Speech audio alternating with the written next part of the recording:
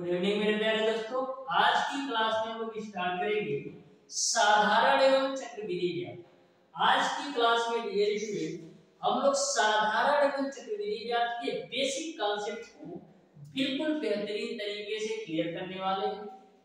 Dear student, साधारण एवं चक्रवृद्धि ब्याज एक ऐसा चैप्टर है जिससे आपके पॉलिटेक्निक अथवा आईईआरटी एंट्रेंस एग्जाम में प्रत्येक वर्ष 2 से 3 क्वेश्चन 100% पूछा जाता है। आज की क्लास में डियर स्टूडेंट मैं आपको साधारण एवं चक्रवृद्धि ब्याज के बेसिक कॉन्सेप्ट को इस तरीके से क्लियर करा दूंगा कि आप साधारण एवं चक्रवृद्धि ब्याज से रिलेटेड किसी भी क्वेश्चन को मैक्सिमम 5 से 10 सेकंड के अंदर सॉल्व कर पाओगे। प्रत्येक कॉन्सेप्ट को बहुत ही बेहतरीन और सिंपल वे में बताने वाला हूं। यदि आप डियर स्टूडेंट क्लास को पूरी अच्छी तरीके से देख लेते हो तो साधारण एवं चक्रवृद्धि ब्याज से रिलेटेड कहीं से भी किसी भी बुक का क्वेश्चन उठाकर देख लेना, एक भी क्वेश्चन आपसे छूटेगा नहीं, क्योंकि इस क्लास के माध्यम से डियर स्टूडेंट मैं आपको साधारण एवं चक्रवृद्धि ब्याज के बेसिक कॉन्सेप्ट को इस तरीके से क्लियर करा दूंगा कि एक भी कंफ्यूजन और डाउट रहेगा ही नहीं।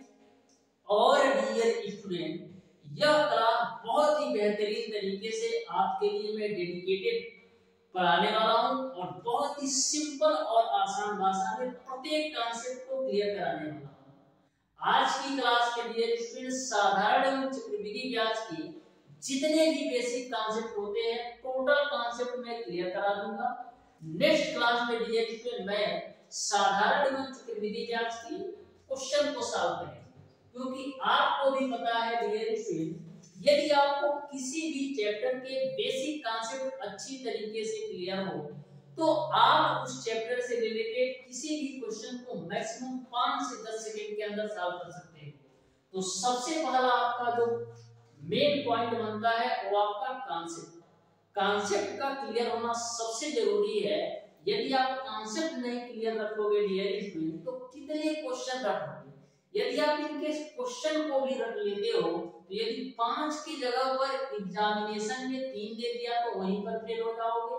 तो इस तरीके से आपको क्वेश्चन रखने की बिल्कुल जरूरत नहीं है, ना तो फार्मूला रखने की जरूरत है। बस आप बहुत ही बेहतरीन तरीके से कॉन्सेप्ट को समझो।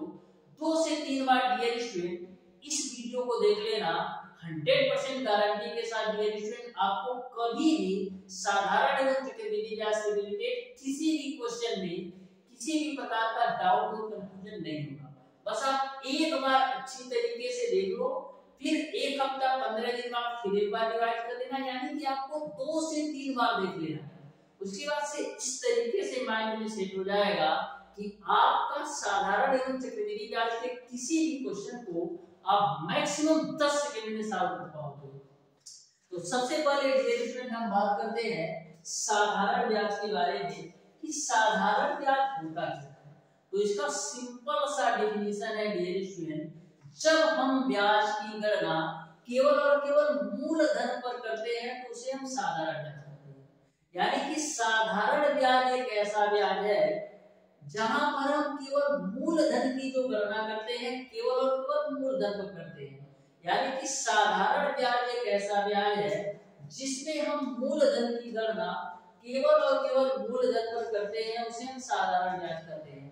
यानी कि जब ब्याज की गणना केवल मूलधन पर की जाए उसे हम साधारण ब्याज करते हैं। जब ब्याज की गणना केवल मूलधन पर की जाए उसे हम साधारण ब्याज करते हैं। जैसे सिंपल भाषा में इस तरीके से समझो डियर स्टूडेंट, यदि आपने किसी से 10,000 रुपया उधार लिया, यदि आपने डियर स्टूडेंट किसी से 10,000 रुपया उधार लिया तो उसने बोला, यदि आपने किसी से डियर स्टूडेंट 10,000 रुपया उधार लिया है तो उसने क्या बोला, उसने बोला कि मैं 10,000 रुपया आपको तो दे दूंगा, लेकिन शर्त हमारी ये है कि आपको 10% प्रतिवर्ष की दर से ब्याज देना पड़ेगा। क्या? 10% प्रतिवर्ष की दर से ब्याज देना पड़ेगा। यदि आप 1 साल के लिए लेते हो तो 1 साल का आपको ब्याज देना पड़ेगा, यदि आप 2 साल के लिए लेते हो तो 2 साल का ब्याज देना पड़ेगा। तो यहाँ पर जो साधारण ब्याज होता है ना डियर स्टूडेंट, एक ऐसा ब्याज होता है जिसमें हम ब्याज की गणना केवल और केवल मूलधन पर करते हैं, केवल और केवल मूलधन पर करते हैं। अब बात आती है मूलधन क्या होता है, तो जो पैसा आप उधार के रूप में किसी से लेते हो ना, वही आपका मूलधन होता है। जैसे आपने 10,000 रुपया किसी से उधार लिया, तो ये आपका मूलधन हो गया, ये आपका क्या हो गया, मूलधन हो गया। और मूलधन को हम किससे प्रिंसिपल बोलते हैं, तो मूलधन को हम बार बार मूलधन और प्रिंसिपल नहीं लिखूंगा, इसको हम पी से डिनोट करते हैं, तो पी ही लिखूंगा। यानी कि मूलधन की बात आएगी तो हम पी से डिनोट करेंगे। वहीं पर इन्होंने 10,000 रुपया का 10% का रेट लिया, यानी कि 10% का ब्याज लिया, तो जो ब्याज आपका है डियर स्टूडेंट, वो आपका कितना है, 10% है। ब्याज को इंग्लिश में आप बोलते हो रेट, तो बार बार हमको रेट नहीं लिखना है, ब्याज नहीं लिखना है, ब्याज को हम लोग किससे, आर से डिनोट करेंगे। तो इसको भी आप ध्यान में रखिएगा, जिससे आप कम से कम समय में किसी भी क्वेश्चन को सॉल्व कर पाओ। तो यदि आपने यह 10,000 रुपया 1 वर्ष के लिए लिया है, तो समय 1 साल का होगा। यदि आपने यह 10,000 रुपया 2 साल के लिए लिया है, तो समय आपका 2 वर्ष होगा। तो समय को इंग्लिश में क्या बोलते हो, टाइम बोलते हो, और टाइम को हम टी से रिप्रेजेंट करेंगे। तो साधारण ब्याज आपको अच्छी तरीके से समझ में आ गया होगा। अब ध्यान में रखिएगा डियर स्टूडेंट, मूलधन को हम पी से डिनोट करेंगे, ब्याज को हम आर से डिनोट करेंगे, और समय को हम लोग टी से डिनोट करते हैं। अब बात आती है डियर स्टूडेंट कि साधारण ब्याज का फार्मूला होता क्या है। अब बात आती है डियर स्टूडेंट, साधारण ब्याज का फार्मूला होता क्या है। तो साधारण ब्याज बराबर आपका होता है मूलधन गुणे दर गुणे समय बटे का समय। साधारण ब्याज बराबर आपका क्या होता है, साधारण ब्याज, तो साधारण ब्याज जिसको आप इंग्लिश में बोलते हो डियर स्टूडेंट सिंपल इंटरेस्ट, क्या बोलते हो, सिंपल इंटरेस्ट, ठीक है। तो साधारण ब्याज बराबर आपका क्या होता है, मूलधन गुणे दर गुणे समय अब बटे का 100। तो मूलधन को हम किससे डिनोट करते हैं, पी से, दर को हम आर से, और समय को टी से डिनोट करते हैं, और नीचे में बटे का 100।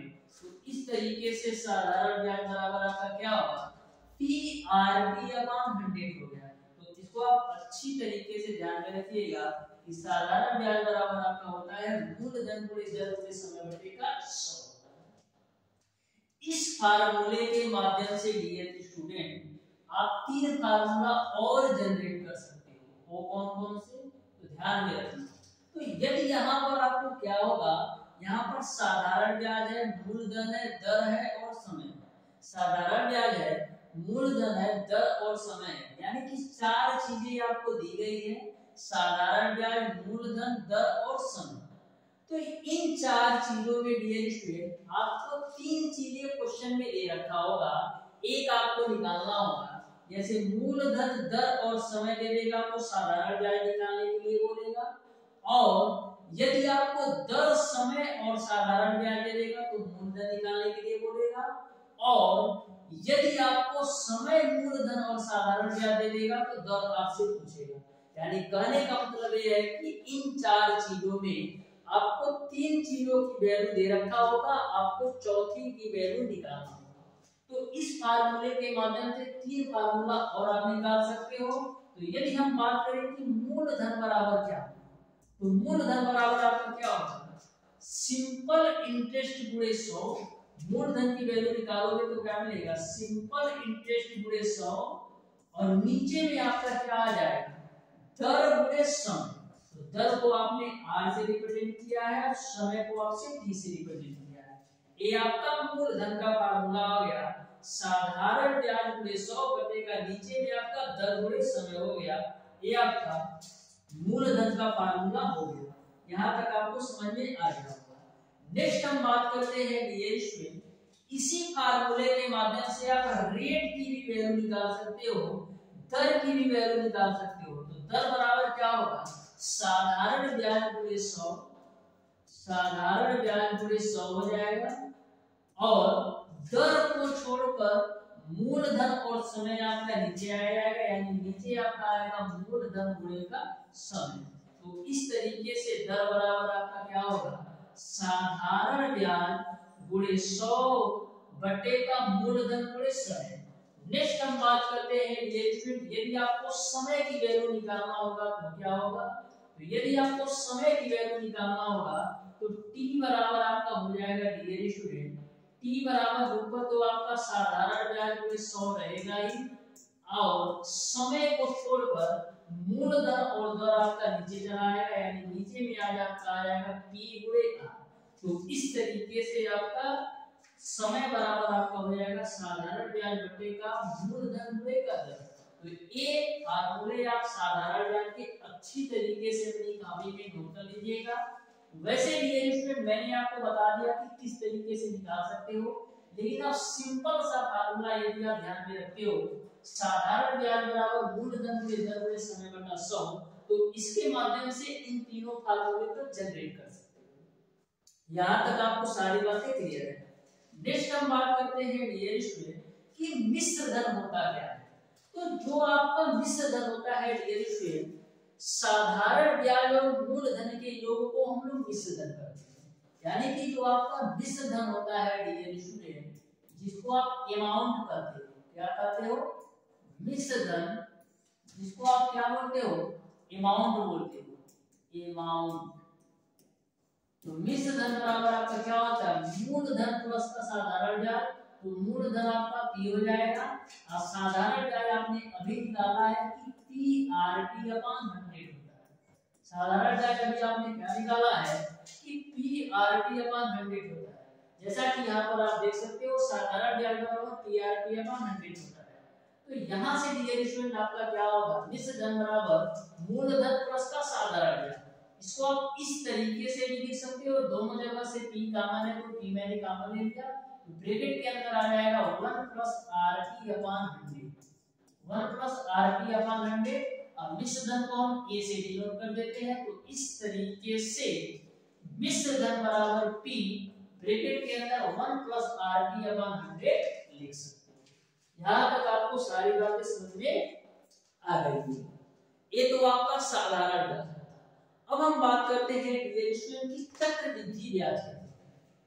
तो चक्रवृद्धि ब्याज में होता क्या है, एक निश्चित समय के बाद मूलधन के साथ साथ ब्याज पर भी ब्याज की गणना की जाए, उसे हम चक्रवृद्धि ब्याज कहते हैं। ध्यान में रखना, मैंने क्या बोला डेफिनेशन, कि जब एक निश्चित समय के बाद मूलधन के साथ साथ ब्याज पर भी ब्याज की गणना की जाए, उसे हम चक्रवृद्धि ब्याज कहते हैं। जैसा कि आपको साधारण ब्याज का फार्मूला डेफिनेशन पता है कि साधारण ब्याज में हम केवल और केवल मूलधन पर ब्याज की गणना करते हैं।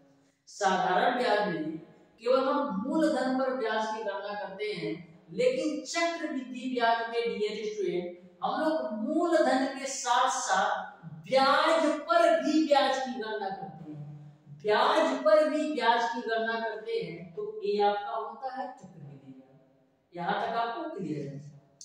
अब डियर स्टूडेंट चक्रवृद्धि ब्याज आपको समझ में आ गया होगा। चक्रवृद्धि ब्याज, तो सबसे पहले आप लोग चक्रवृद्धि मिश्र धन का फार्मूला नोट कर लो। तो चक्रवृद्धि मिश्र धन, चक्रवृद्धि मिश्र धन बराबर क्या होता है, चक्रवृद्धि मिश्र धन बराबर आपका होता है मूलधन, मूलधन ब्रैकेट के अंदर आपका होता है 1 प्लस R अपॉन 100 पे पावर n। ठीक है, जो आपका मूलधन है ये तो आपको पता है, जो पैसा आपने उधार लिया है, दर आपका रेट है कि कितने परसेंट पर आपको मिला है, कितने ब्याज दर पर मिला है पैसा, जो n आपका होता है समय होता है।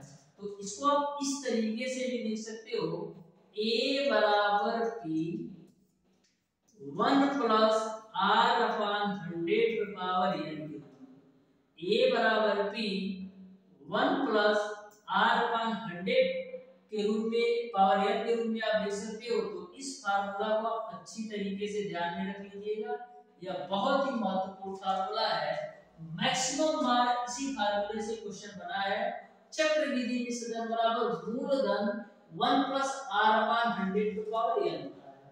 तो अब बात आती है, यदि हमको चक्रविधि ब्याज निकालना हो तो क्या करेंगे? तो चक्रविधि ब्याज निकालने के लिए आप करोगे क्या डियर स्टूडेंट? चक्रविधि ब्याज निकालने के लिए आप करेंगे क्या? चक्रविधि विसर्जन में से मूलधन घटा देंगे। तो चक्रविधि ब्याज यानी कंपाउंड इंटरेस्ट की वैल्यू निकालने के लिए आपको करना क्या होगा? चक्रविधि विसर्जन a में से मूलधन p को आप घटा देंगे तो आपको चक्रविधि ब्याज पता चल जाएगा। तो यहाँ पर a की जो वैल्यू क्या है? p ब्रैकेट के अंदर 1 plus r upon 100 to power n है। तो 1 प्लस a बराबर, इसको आप एक बार नोट कर लो, देखो तो a बराबर क्या है? p 1 plus r upon 100 to power n है, अब माइनस का p है। अब दोनों जगह से आप p कॉमन ले सकते हो, तो दोनों जगह से p आप कॉमन लोगे तो ब्रैकेट के अंदर आपको मिल जाएगा 1 प्लस r अपान 100 का पावर n, अब माइनस का 1। तो इस तरीके से आपका चक्रविधि ब्याज का फार्मूला यह निकल के आ जाएगा। इसको अभी आप अच्छी तरीके से नोट कर लेना मेरे डियर स्टूडेंट। तो यहाँ तक आपको सारी बातें अच्छी तरीके से समझ में आ गई होगी कि चक्रविधि विसर्जन क्या होता है, चक्रविधि ब्याज क्या होता है और उनके फार्मूले क्या होते हैं। यहाँ तक आपको सारी बातें अच्छी तरीके से क्लियर समझ में आ गया होगा। यहाँ तक आपको सारी बातें अच्छी तरीके से क्लियर समझ में आ गया होगा। नेक्स्ट हम बात करते हैं डियर स्टूडेंट, यदि आपके ब्याज की गणना पहले वर्ष r1% हो, दूसरे वर्ष r2% हो और तीसरे वर्ष आपका r3% हो, तब आप चक्रविधि विसर्जन कैसे निकालोगे? यानी कि जो ब्याज की दर है, पहले वर्ष आपका r1% हो और दूसरे वर्ष आपका r2% हो और तीसरे वर्ष आपका r3% हो, तो आप चक्रविधि विसर्जन कैसे निकालोगे? तो इसका भी आपका सिंपल सा फार्मूला है डियर स्टूडेंट।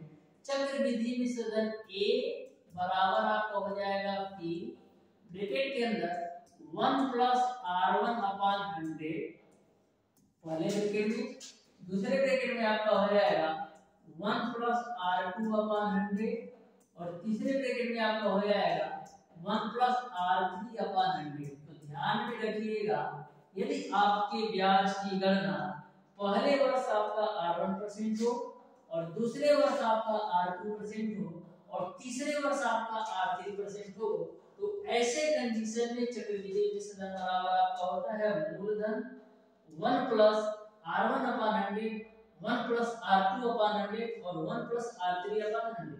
इस पर क्वेश्चन इस तरीके से पूछा जाता है कि यदि राम ने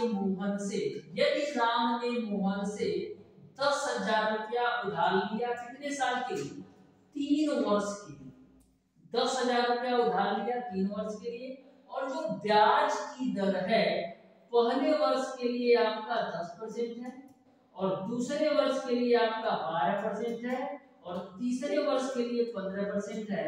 तो ऐसे क्वेश्चन में, यानी कि जब ब्याज की दर पहले वर्ष r1 हो, दूसरे वर्ष r2 के रूप में हो और तीसरे वर्ष r3 के रूप में हो, तो ये वाला फार्मूला आप लगा देना, बिल्कुल बेहतरीन तरीके से साफ कर सकते हैं। यहाँ तक आपको सारी बातें अच्छी तरीके से समझ में आ रही है। नेक्स्ट हम बात करते हैं डियर स्टूडेंट, आपके एग्जामिनेशन में मैक्सिमम टाइम ऐसा भी क्वेश्चन पूछा गया है कि आपको साधारण ब्याज और चक्रवृद्धि ब्याज का अंतर दे रखा रहता है और आपसे पूछ लिया जाता है कि मूलधन की वैल्यू बताओ, रेट की वैल्यू बताओ। तो ऐसे क्वेश्चन कैसे सॉल्व करोगे? यानी कि साधारण ब्याज और चक्रवृद्धि ब्याज के अंतर वाले प्रश्न, जिसको आप इस तरीके से भी जानते हो कि अंतर वाले प्रश्न। तो हम बात करते हैं डियर स्टूडेंट, इसको आप 1 नंबर डाल के लिख लेना। जब 2 वर्ष का साधारण ब्याज और चक्रवृद्धि ब्याज का अंतर दिया, जब 2 वर्ष का साधारण ब्याज वह चक्रवृद्धि ब्याज का अंतर दिया। जब 2 वर्ष का साधारण ब्याज और चक्रवृद्धि ब्याज का अंतर दिया हो तो वहां पर आपको फार्मूला कौन लगाना है, वहां पर आपको फार्मूला लगाना है अंतर बराबर, यानी कि अंतर क्या होगा, चक्रवृद्धि ब्याज माइनस साधारण ब्याज बराबर पी आर स्क्वायर अपॉन 100 का स्क्वायर होता है। तो जब 2 वर्ष का साधारण ब्याज और चक्रवृद्धि ब्याज का आपको अंतर दे रखा हो तो अंतर बराबर आपका होता है पी आर स्क्वायर अपॉन 100 का स्क्वायर। इसको आप इस तरीके से भी लिख सकते हो, अंतर बराबर पी आर स्क्वायर अपॉन 100 का स्क्वायर। आपको समझ में आना चाहिए, यानी अंतर की जगह पर आपका साधारण ब्याज और चक्रवृद्धि ब्याज का अंतर आएगा और ए आपका पी मूलधन है और आर आपका दर है। तो जब कभी भी यदि आपको 2 वर्ष का साधारण ब्याज और चक्रवृद्धि ब्याज का अंतर दे रखा हो तो ये फार्मूला बिल्कुल सिंपल तरीके से लगा देना और मैक्सिमम टाइम इस फार्मूले को क्वेश्चन पूछा गया।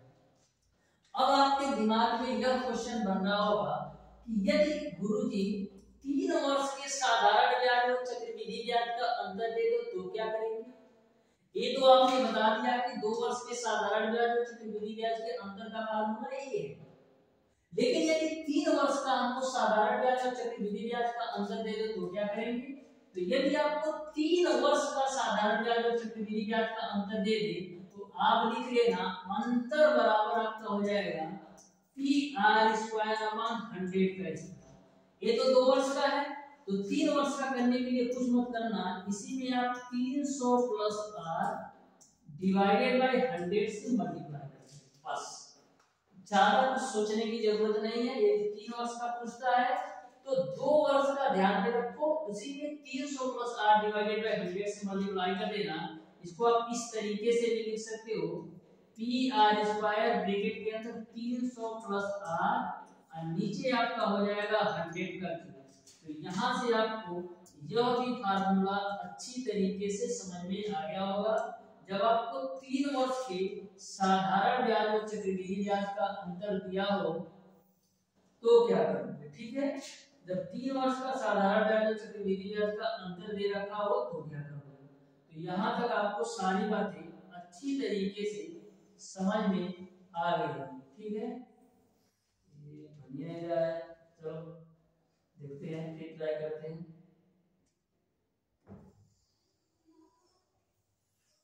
वो ठीक है, तो इस तरीके से आपको यह भी फार्मूला अच्छी तरीके से ध्यान में रखना है।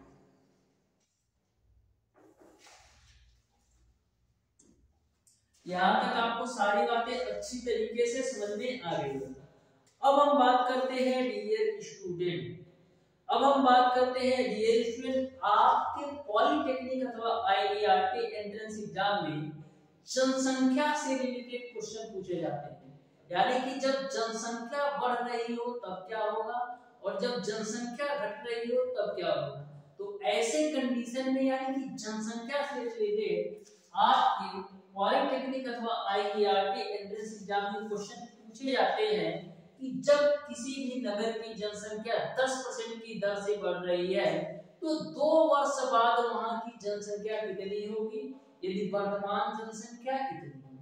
उसी प्रकार से जब जनसंख्या घट रही होगी तो वैसे कंडीशन में भी क्वेश्चन पूछा जाता है कि यदि किसी नगर की जनसंख्या 10,000 है और 10% की दर से वहां की जनसंख्या घट रही है तो 2 वर्ष पहले वहां की जनसंख्या क्या थी। ऐसे कॉन्सेप्ट पर भी क्वेश्चन पूछे जाते हैं। तो इसको आप अच्छी तरीके से नोट कर लो डियर स्टूडेंट, पॉइंट डाल के। तो सबसे पहला पॉइंट डाल दो, जब जनसंख्या बढ़ रही है, जब जनसंख्या बढ़ रही हो, जब जनसंख्या बढ़ रही हो, जब जनसंख्या बढ़ रही हो तो आपको कैसे निकालना है। जब जनसंख्या बढ़ रही हो तो टी वर्ष बाद जनसंख्या, टी वर्ष बाद जनसंख्या जो होगा आपका क्या होगा, टी वर्ष बाद जो जनसंख्या होगा वो आपका होगा वर्तमान जनसंख्या वर्तमान जनसंख्या, अब ब्रैकेट के अंदर होगा 1 plus R upon 100 to power n, ठीक है। जब जनसंख्या बढ़ रही हो तो t वर्ष बाद जनसंख्या, जैसे 2 वर्ष बाद का पूछता है, 3 वर्ष के बाद पूछता है, तो t के जगह पर यदि 2 वर्ष बाद पूछता है तो t के जगह पर 2 आ जाएगा, यदि 3 वर्ष बाद पूछता है तो t के जगह पर 3 आ जाएगा। यानी कि t मैंने इसलिए दिया है कि t वर्ष बाद की जनसंख्या, यानी कि t के जगह पर आपका 1 वर्ष भी हो सकता है, 2 वर्ष भी हो सकता है, 3 वर्ष भी हो सकता है। तो इस तरीके से जब जनसंख्या बढ़ रही होगी तो t वर्ष बाद वहां की जो जनसंख्या होगी वो वर्तमान जनसंख्या 1 plus r upon 100 to power n। लेकिन यदि जनसंख्या घट रही हो तो कौन सा फार्मूला लग रहा है, तो यहाँ पर आप नोट कर लो, जब जनसंख्या घट रही हो, जब जनसंख्या घट रही हो, जब जनसंख्या घट रही हो, तो जब जनसंख्या घट रही हो तो t वर्ष पहले जनसंख्या, t वर्ष, क्योंकि जनसंख्या घट रही है तो हम पहले की बात करेंगे, तो t वर्ष पहले की जनसंख्या, t वर्ष पहले की जो जनसंख्या होगी वो आपका क्या होगा, वर्तमान जनसंख्या, वर्तमान जनसंख्या, अब ब्रैकेट के अंदर आपका होगा 1 minus R upon 100 to power n। यानी कि दोनों में अंतर सिर्फ इतना है, यदि जनसंख्या घट रही होगी तो फार्मूले में आपका बीच में माइनस आएगा, और जब जनसंख्या बढ़ रही होगी तो फार्मूले में आपका बीच में प्लस आएगा। बस सिंपल सा एक छोटा सा अंतर है, जनसंख्या बढ़ रही हो तो और जनसंख्या घट रही हो तो इसको आप अच्छी तरीके से ध्यान में रख लेना। जनसंख्या बढ़ रही हो तो कौन सा कॉन्सेप्ट लगाना है, और जनसंख्या बढ़ रही हो तो आपको कौन सा कॉन्सेप्ट लगाना है। तो दोनों ही फार्मूले महत्वपूर्ण है, आप ध्यान में रखिए, दोनों ही फार्मूले आपके महत्वपूर्ण है। नेक्स्ट हम बात करते हैं नेक्स्ट कॉन्सेप्ट पर। तो ध्यान में रखिएगा, आपके एग्जामिनेशन में गुना वाले प्रश्न पूछे जाते हैं कि यदि साधारण ब्याज की दर से कोई धन 3 वर्ष में 5 गुना हो जाता है तो कितने वर्ष में 17 गुना हो जाएगा। उसी प्रकार से चक्रवृद्धि ब्याज में भी गुना वाले प्रश्न पूछे जाते हैं कि यदि कोई धन चक्रवृद्धि ब्याज की दर से 3 वर्ष में 5 गुना हो जाता है तो कितने वर्षों में वो 25 गुना हो जाएगा। तो कभी भी यदि आपसे गुना वाले प्रश्न पूछा जाए तो कैसे सॉल्व करना है, तो सबसे पहले हम डियर स्टूडेंट बात करते हैं कि साधारण ब्याज के गुना वाले प्रश्न। कौन से? साधारण ब्याज के गुना वाले प्रश्न। तो यहाँ पर आप पॉइंट डाल के लिख लो डियर स्टूडेंट, साधारण ब्याज के गुना वाले प्रश्न, साधारण ब्याज के गुना वाले प्रश्न, गुना वाले प्रश्न। तो साधारण ब्याज के गुना वाले प्रश्न का सिंपल सा फार्मूला है T1 बट्टे का T2 बराबर M1 माइनस का 1 डिवाइडेड बाय M2 माइनस का 1 होता है। ये आपका साधारण ब्याज के जब कभी भी यदि आपसे गुना वाले प्रश्न पूछा जाए तो ये आपका सिंपल सा फार्मूला है। जो आपका T1 है वो पहला समय होगा, जो T2 आपका है दूसरा समय होगा, जो M1 है पहला गुना होगा, जो M2 है दूसरा गुना होगा। एक एग्जांपल भी आप नोट कर लो तो अच्छी तरीके से समझ में आ जाएगा। यदि मैं आपसे एक एग्जांपल नोट कर लूं, एक एग्जांपल को आप नोट कर लेना, ठीक है। एग्जांपल को मैं लिखा दे रहा हूं, देखो एग्जांपल आपका इस प्रकार से है, यदि कोई धन 3 वर्षों में 5 गुना हो जाता है तो कितने वर्षों में 17 गुना हो जाएगा। यदि कोई धन साधारण ब्याज की दर से, यदि कोई धन साधारण ब्याज की दर से, साधारण ब्याज की दर से 3 वर्ष में 5 गुना हो जाता है, 3 वर्ष में 5 गुना हो जाता है, 5 गुना हो जाता है तो कितने वर्षों में 17 गुना हो जाएगा? कितने वर्षों में 17 गुना हो जाएगा? तो इसको आप कैसे सॉल्व करोगे? ये आपका साधारण व्याज से गुना वाले प्रश्न है, ठीक है। तो यदि कोई धन साधारण व्याज की दर से 3 वर्ष में 5 गुना हो जाता है तो कितने वर्षों में 17 गुना हो जाएगा? यानी यहाँ पर जो T1 की जो वैल्यू दे रखा है 3 दे रखा है, T2 की वैल्यू आपको निकालना है तो T2 ही रखना है। यमन की वैल्यू कितना दे रखा है? 3 वर्ष में 5 गुना, यानी यमन की जो वैल्यू दे रखा है वो आपको 5 में से घटाओगे 4 हो जाएगा। नीचे कितने वर्षों में 17 गुना हो जाएगा? यानी m2 की वैल्यू आपको 17 दे रखा है, 17 में से घटाओगे तो 16 होगा और 4 चौका 16, यानी जो T2 की वैल्यू आएगी वो आपका हो जाएगा 12 वर्ष में। यानी कि वही धन आपका 12 वर्ष में डिविडेंड 17 गुना हो जाएगा। इस तरीके से आपको साधारण ब्याज के गुना वाले प्रश्न अच्छी तरीके से समझ में आ गया। नेक्स्ट हम बात करते हैं चक्रवृद्धि ब्याज से गुना वाले प्रश्न। चक्रवृद्धि ब्याज से गुना वाले प्रश्न कैसे पूछे जाते हैं?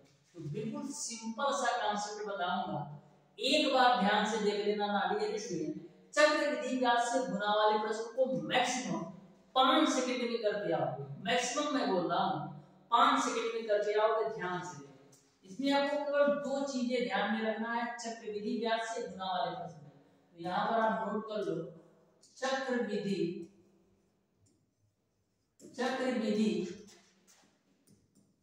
ब्याज के गुना वाले प्रश्न,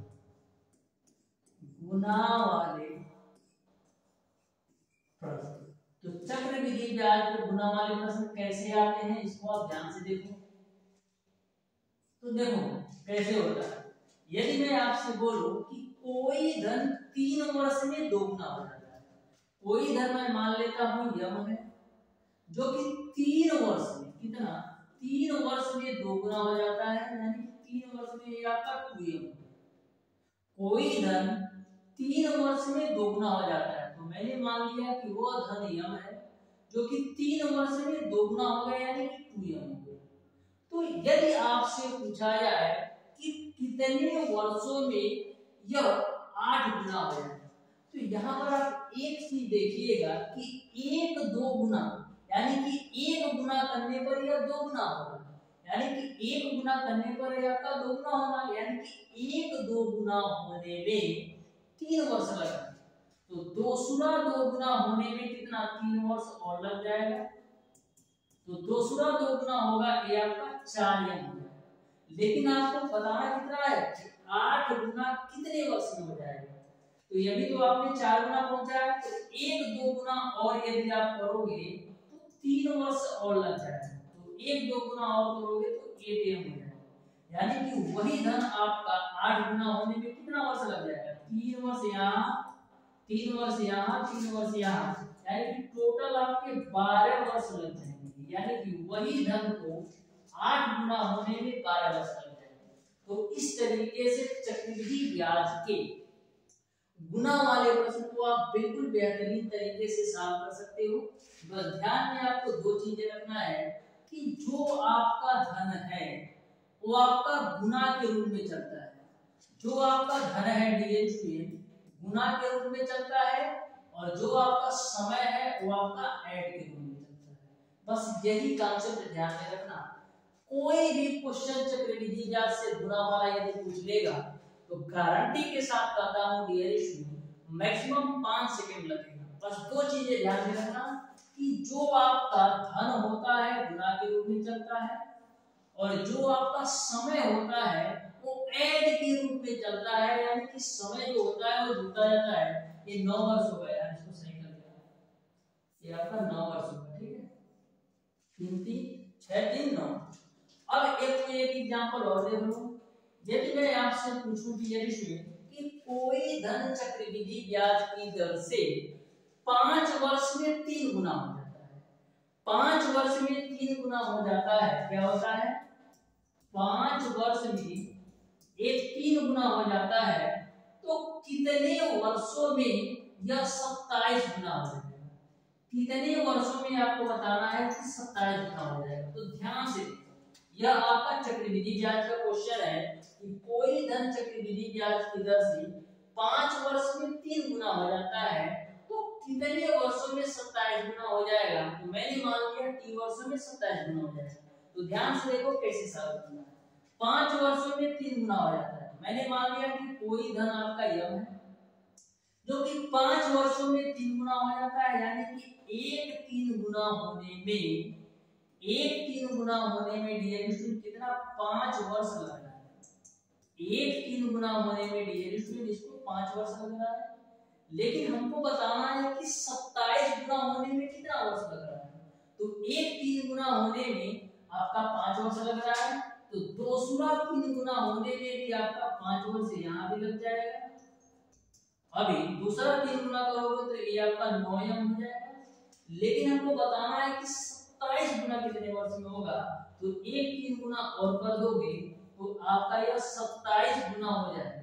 तो यहाँ पर भी आपका 3 वर्ष और लग जाएगा। तो टोटल टाइम कितना लग जाएगा? 3 5 यहाँ 5 यहाँ और 5 यहाँ, यानी कि टोटल आपका 15 वर्ष, यानी कि उसी धन को 27 गुना होने में टोटल आपका 5 5 10 15 वर्ष लग जाएंगे।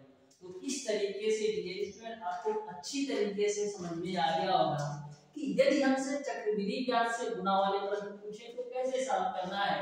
करना कुछ नहीं है डियर स्टूडेंट, जो आपका धन होगा गुना के रूप में चलेगा और जो आपका समय होगा एक दूसरे से आपस में जुड़ता रहेगा। तो यहाँ तक आपको सारी बातें अच्छी तरीके से समझ में आ गई होगी। नेक्स्ट हम डियर स्टूडेंट बात करते हैं, बहुत ही इंपॉर्टेंट पॉइंट से क्वेश्चन पूछा जाता है और मैक्सिमम स्टूडेंट इसमें गलती भी करते हैं कि आपको कभी-कभी दर पूछ लिया जाता है कि यदि आपका दर छमाही हो तो क्या होगा, यदि आपका दर तिमाही हो, ऐसे भी क्वेश्चन पूछे जाते हैं। पूछ लिया जाता है यदि किसी धन पर वार्षिक ब्याज की दर से 2 वर्षों का चक्रवृद्धि ब्याज इतना है, यदि ब्याज की दर समाही दे हो तो मिश्र धन क्या होगा। तो इस पॉइंट को आपको ध्यान रखने की बहुत ज्यादा जरूरत है। देखो, जब ब्याज की दर आपका छमाही है, नोट में इसको आप लिख लेना अच्छी तरीके से, नोट में आप लिख लेना, नोट नंबर पहला ये लिख लेना। जब ब्याज की दर छमाही दे, जब ब्याज की दर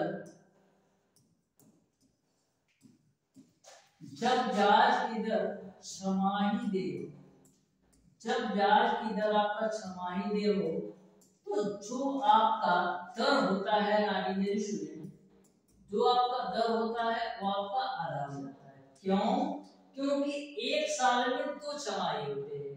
तो यदि आपका ब्याज की दर छमाही दे होगा तो दर आपका आधा हो जाएगा, लेकिन जो आपका समय होगा डियर स्टूडेंट वो आपका 2 गुना हो जाएगा। क्यों? क्योंकि एक साल में 2 छमाही होते हैं। तो जब कभी भी यदि ब्याज की दर छमाही दे हो तो जो आपका दर होगा आधा हो जाएगा और जो आपका समय होगा 2 गुना होगा। वहीं पर दूसरा पॉइंट इसको भी नोट कर लेना, जब ब्याज की दर तिमाही दे, जब ब्याज की दर तिमाही दे, जब ब्याज की दर तिमाही दे हो तब क्या होगा। जब ब्याज की दर तिमाही दे हो तो जो आपका दर होगा डियर स्टूडेंट 1/4 हो जाएगा, क्योंकि एक साल में 4 तिमाही होते हैं। एक साल में 4 तिमाही होते हैं, तो जो आपका दर होगा 1/4 हो जाएगा और जो आपका समय होगा डियर स्टूडेंट वो आपका 4 गुना हो जाएगा, क्योंकि एक साल में 4 तिमाही होते हैं। इस तरीके से आपको सारी बातें अच्छी तरीके से समझ में आ गई होंगी कि साधारण ब्याज एवं चक्रवृद्धि ब्याज के कौन कौन से बेसिक फार्मूला आपको बिल्कुल ध्यान में रखना है। अब तक डियर स्टूडेंट जितना भी मैंने आपको बताया है, यदि आप इन सारे पॉइंट को अच्छी तरीके से ध्यान में रख लेते हो तो हमें नहीं लगता डियर स्टूडेंट आपका एक भी क्वेश्चन साधारण एवं चक्रवृद्धि ब्याज से छूट जाए। क्योंकि मैंने सारे कॉन्सेप्ट को बिल्कुल बेहतरीन तरीके से कवर कराने का प्रयास किया है। फिर भी डियर स्टूडेंट, यदि आपको किसी भी कॉन्सेप्ट में, किसी भी फार्मूले में, किसी भी प्रकार का डाउट हो तो आप हमें कमेंट बॉक्स में कमेंट करके जरूर बताइएगा। मिलते हैं डियर स्टूडेंट नेक्स्ट क्लास में, तब तक के लिए धन्यवाद।